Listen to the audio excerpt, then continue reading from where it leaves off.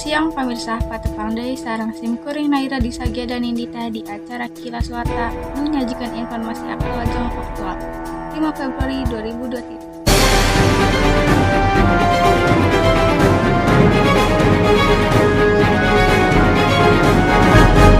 COVID-19 tos ditetepkeun Badan Kesehatan Dunia atau WHO. Jadi penyakit pandemi atau penyakit anu panyebaranna geus ka mancanagara. Sanajan kitu, can sakabeh masyarakat di Indonesia mikanyaho pasti gejala-gejala nalika awak mimiti terinfeksi virus corona. Dokter spesialis penyakit jero Gurmetsing ngajelaskeun yen keur nganyahoan nyaeta manusia positif pajangkit virus corona dibutuhkan sajumlah rarangkeun tes.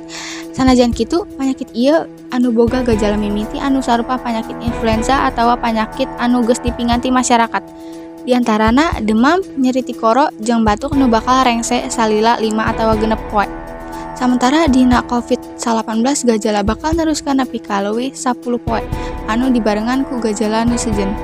Kajaba eta Gurmetsing oge ngajelaskeun yen suhu awak manusia bakal leuwih luhur tina rentang suhu 36 nepi ka 37 derajat Celcius lamun terinfeksi virus naon wae kaasup corona.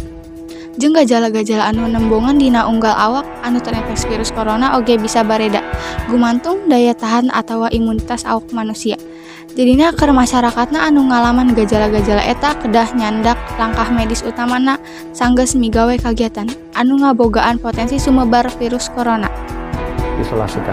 Diisolasikan kalau keluhannya masih ringan bisa diisolasikan sendiri aja, isolasikan di rumah ya.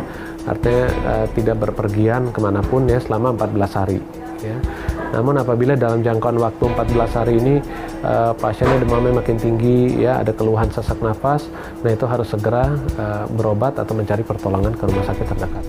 Gurmetsing oge mamatahan sangkan masyarakat kudu nerapkeun hirup sehat sapertos konsumsi buah jeung sayur sarta olahraga rutin jenina awak henteu gampang kainfeksi virus corona. Naira Disa, Bogor. Pemirsa sakitu warta anu tiasa abdi mugi ka dinten ieu. Abdi Naira Disagya dan Indita pamios undur diri. Wilujeng siang.